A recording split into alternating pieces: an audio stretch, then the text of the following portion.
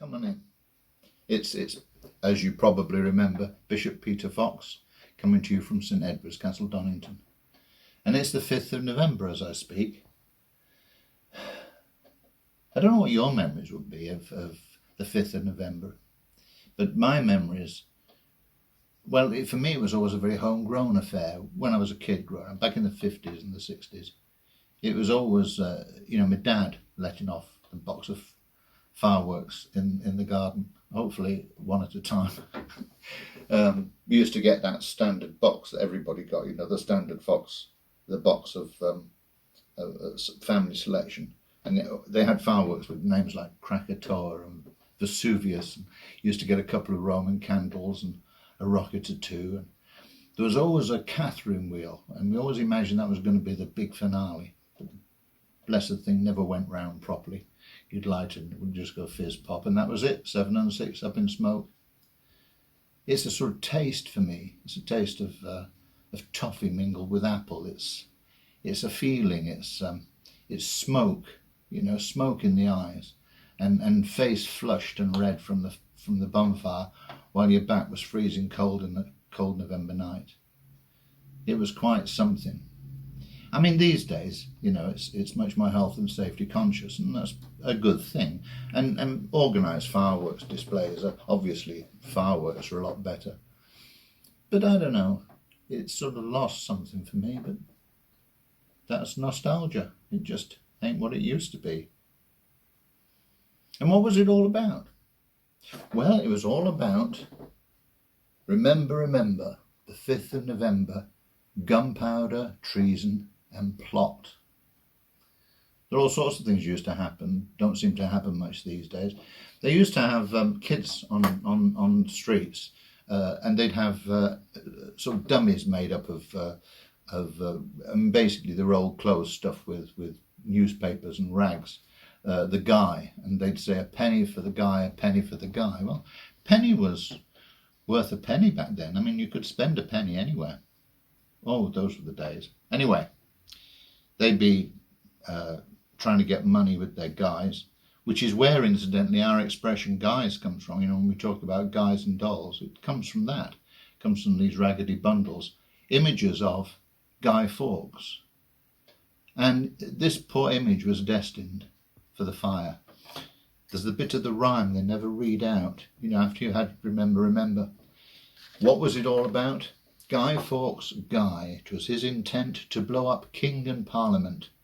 70 barrels were laid below to prove old England's overthrow. By God's mercy he was catched with a darkened lantern and a burning match. And so usually at the height of any bonfire night celebrations, they'd burn poor old Guy Fawkes, or Guy Fox, as I prefer to think of him. They'd burn him in effigy. We never did that in my house. My mum didn't like it. So we never got the next bit of the verse. Let me read this to you. Holler, boys, holler, let bells ring. Holler, boys, holler, God save the king. And what shall we do with him? Guy Fawkes, that is. And what shall we do with him? Burn him. Oh, dear me. I always felt sorry for Guy Fawkes. I always felt he was a bit of a fall guy, really. He got blamed for everything, burned in effigy year by year, but I mean, he wasn't the one who did the planning to start with. He was just the guy they caught first, holding the match. But there are a whole lot of people behind the gunpowder plot. A lot of people very well placed, and a lot of them never got brought to trial. The bribes changed hands. Some of them just got off. All this celebration of something that happened way back in 1605.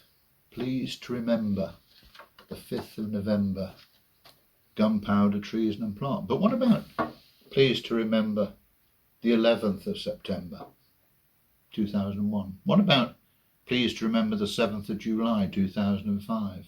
What about pleased to remember the 22nd of May 2017? I mean, we do all this every year to celebrate a failed plot that took place in 1605. There have been an awful lot of plots that haven't failed at all, an awful lot of bombings.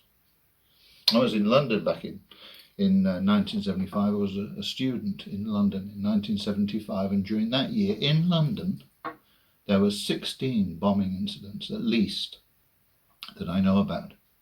There were 18 the following year. We got so used to bombs going off, or the fear of bombs going off, it all became just an interruption to our day, really. Life changed in 1974, 75. You stopped having left luggage lockers in railway stations. You stopped having rubbish bins in parks. You started getting notices over the loudspeaker, you know, please don't walk away from your suitcase. It got to be like that till it became routine, till bomb attacks and bomb scares became routine, right through the 70s, 80s, 90s. And since 9/11, 2001, there have been more. It's become just a part of our ordinary life. Some terrorist or other trying to blow us all to kingdom come, not just the king and the parliament. Can we learn anything from history? If we're going to remember, what can we remember about Guy Fawkes and the Gunpowder Plot? Well, only this, really, that the only thing that was achieved by this Gunpowder Plot was the worst period of religious intolerance and persecution this country has ever known. It was to be centuries before Roman Catholics had equal rights under the law in this country. Because the Gunpowder Plot, a plot that was headed in the name of a few Roman Catholics, was to cause endless suffering to ordinary Roman Catholics for hundreds of years to come. Because it just gave the enemies of the Roman Catholics in this country, it gave them just the excuse they wanted. They had their scapegoat, you see. They could blame everything now on those people, those papists. So if we're going to remember, well, let's remember accurately, at least. Let's remember history accurately, what really happened. Remember the people of history accurately, as they really were, human beings, each and every one of them a mixture of good and evil, struggling for dominance, but all of them just human beings.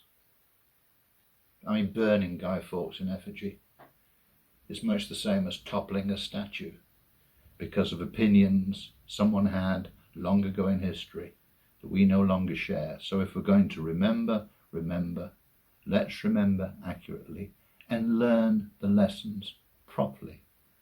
And instead of changing history or trying to change history, look at it clearly and try not to make the same mistakes. God bless. See you soon.